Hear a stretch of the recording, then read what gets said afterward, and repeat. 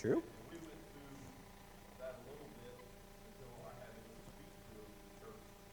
Because when we had the motorcycle ministry Yep. going, they started making comments about my red Harley down here at the bar. Sure. Well, people, I'm not in there drinking. I got some lost souls in there that I Sure. was preaching to. It's true. You serve water and coffee, besides spirit. Yep. So once I explained to them why you're seeing my bike Sure. down there, that's we're both involved in the mall. Yep. And that's where the people that I connected with, like those motorcycles on out the bars where, I was used to years and years ago. Yeah. So those are the people that I connected with, and I started getting backlash on it. Sure. So until I explained to them what we're about, why we're doing it, then it got to be better. Yep. It's true. Terrible. It's true. And I think that this is one of those that it should be on both sides of the aisle here. It really should be for not only the person drinking, but also for those who are viewing. I think that we should have better eyes. Guys, I'm telling you right now, there's a whole ministry over in Europe on the red light district where prostitution is going on, human trafficking is going on, where these missionaries will actually go to these prostitute houses and they will pay for a prostitute. They'll go into the room with the prostitute and they'll share the gospel with them. They'll start to put together a plan of action to get them out of that industry. I don't know about you guys, but if I was walking down in this area and I see Pastor Rich come walking out of the prostitution house, my eyes would probably be about this big around. What is going on? Right? So this is one of those, and I'm telling you right now, guys, the thing is, as Nazarenes, one of the real mantras that we do have is, we are our brother's keeper. We should be looking out for what other people see, think about us. We should. I'll just tell you a quick story. This is one of those that I'm not patting myself on the back at all. I'm just telling you. There was a few years ago, for a Christmas present, somebody gave us a bottle of sparkling grape juice for Christmas one year. It looks like a champagne wine bottle. Had some work done at my house. Doug Slider came over and helped me work on my furnace. He opened up the refrigerator to get some sweet tea out, and that bottle of sparkling grape juice was in there. I went in absolute panic mode. I had to call him and tell him, that's not wine, that's not champagne, that's sparkling grape juice. He's giving me the look like, I don't even know what you're talking about. I didn't even see anything, but it bothered me so much. I did not want him to think that we were drinking alcohol. I didn't want him to even have those thoughts run through his mind.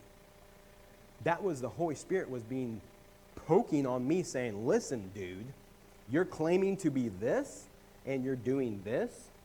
I had to throw the stupid stuff away. I couldn't handle it. I couldn't even have it in the refrigerator.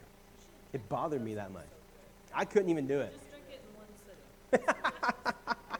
sitting. Drinking it was, you know my personality. Why do you think that? I mean, I wonder, why do you think that is? If you know in your heart that's not it, you don't do it, why would you? I mean, what would it be? I didn't even want, I would be absolutely petrified if I used a word that I thought that he thought that I had said that was even derogatory or negative or a cuss word even. Man, that just bothers me because I'm not that person. I don't want anybody to ever look at my life and go, well, he does it, so I can do it too. I have another example. I was talking with somebody at school.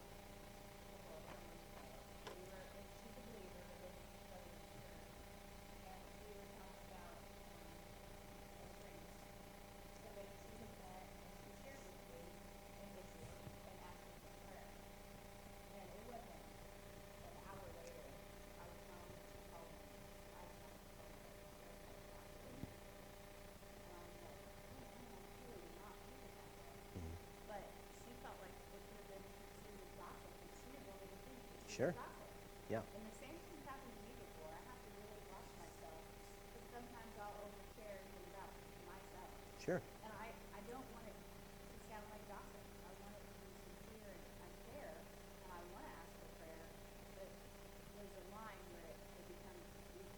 Yeah. And you feel like it might be too easy and then somebody would think that that might be gossip. Yeah. And I don't want that thought about me Paul talks about that everything is permissible. Right? Everything. He said anything and everything is permissible. He has the dream. The sheet comes down. It's got all the different food types on there. Everything is permissible. But he also goes on to say that if something is going to be a stumbling block in somebody else's life, that he's going to get rid of it. He's going to remove it from his life. And I think of like knowing Paul, that's anything. It could be anything. Reading a book series, whatever is a problem for someone else in his life, he would get rid of it all. Our first pastor wouldn't mow his yard with his shirt off, and he wouldn't.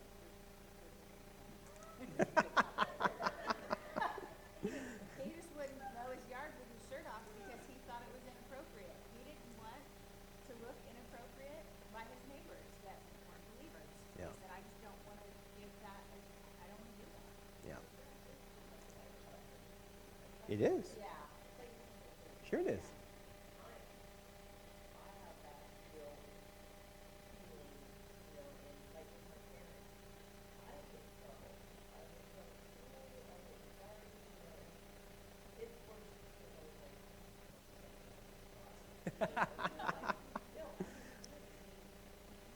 Sure. Sure.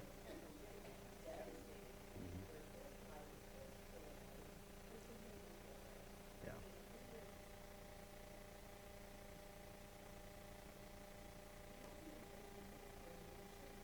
Sure.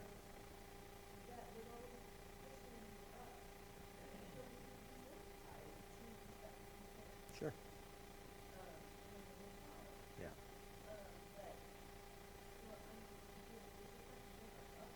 Yeah. Yeah. Yeah.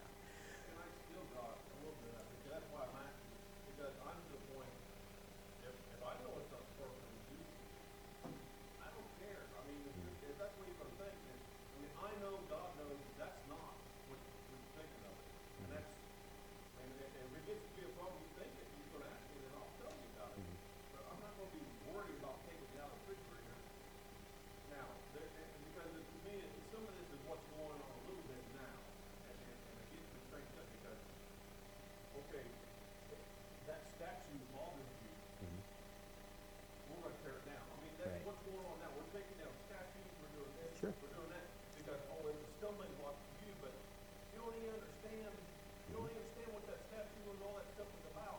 Sure. But at Martin Luther, we're gonna allow you to take it down. Sure. We're gonna take the Ten Commandments off the courthouse because, well, that offends you. Sure. We're gonna take it down.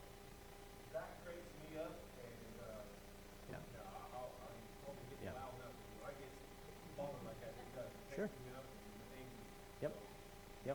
Hearing that, I mean, to me, it's like, it's a little bit, I am a little bit hard and on that. It's not, Yeah. if I know it's not bad, it's not gonna bother me. Yeah. I think it's possible for two, like, equally spiritual, I guess if you will, Christian people to have those opposite takes. Because you're right. You're only responsible for how God, and He has the capability to convict you if you're doing something you shouldn't do, and you shouldn't have to worry about judgment.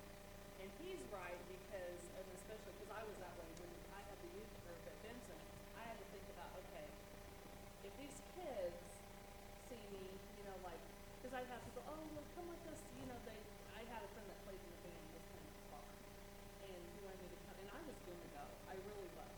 And then I thought, well, because I can go, I don't have to drink, I can go and I can drink, Pepsi or whatever. Sure. But then I started thinking to myself, what if one of those kids sees that?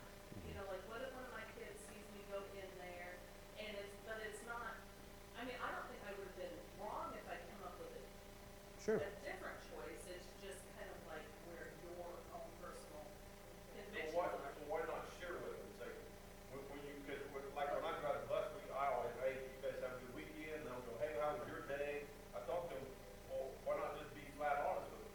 Hey, I had a friend that played at the bar down here, and we went and listened to him, we had a good time, we drank some Pepsi. Let the kids also know that the bar is not always a negative stigma. I mean, there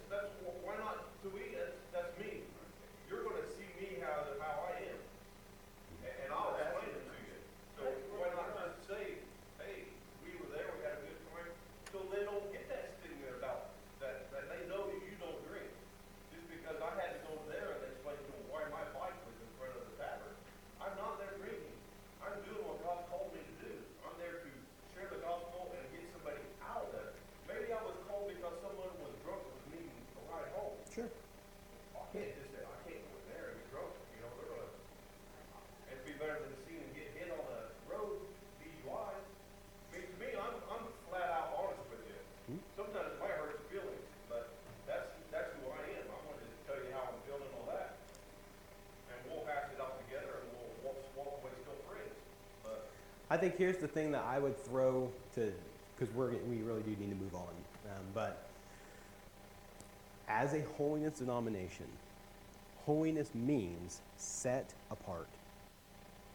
We are to be different than the world. If we look exactly like the world looks, partakes the way the world partakes, dresses the way the world dresses, acts the way the world acts, goes to the places the world goes, what's the difference? We are set apart. We as Christians should be different than those around us.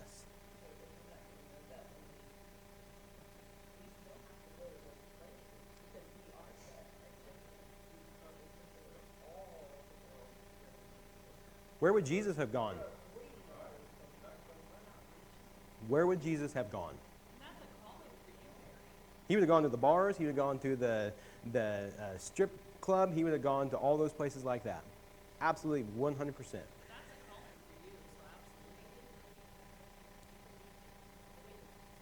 That's a huge part. That's one of the things that Jesus taught, was whenever you go anywhere, you go in pairs. For that reason.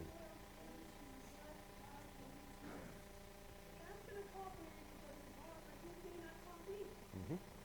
I've had one crazy that was because I was dating a strawberry dapper, and when they refilled it, they did not give me a version.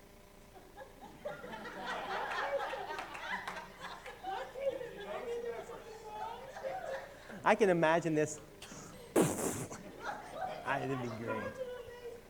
That I picked that drink with alcohol in it when I was taking some prescription. Oh, that's great. Here's what I'm going to say to finish this up, the very last thing. I think that this is fun discussion. I love every second of this. But here's, I think, the part that are for the people who are the outside looking in. If you see somebody, a believer, doing something that you're questioning, you probably ought to, instead of standing back and looking in judgment and having negative thoughts and going and gossiping to someone, you probably should go say something to them.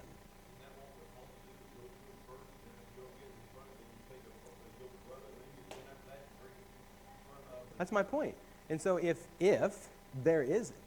I would see Barry going in and out of the bars, I would go to Barry and go, hey, listen, I don't know what's going on. Fill me in. Help me out here. Because I'm struggling with this. That gives him the opportunity to say, hey, man, I'm not drinking. I'm just going there to be a missionary, going there to witness. How about we stop gossiping about people and having bad thoughts in our minds about people and go talk to them face to face instead of texting them or plastering it all over Facebook and whatever else we do stupid like that. 29.6, unprescribed use of hallucinogenics, stimulants, and depressants, and the misuse and abuse of regularly prescribed medicines. Seems pretty obvious.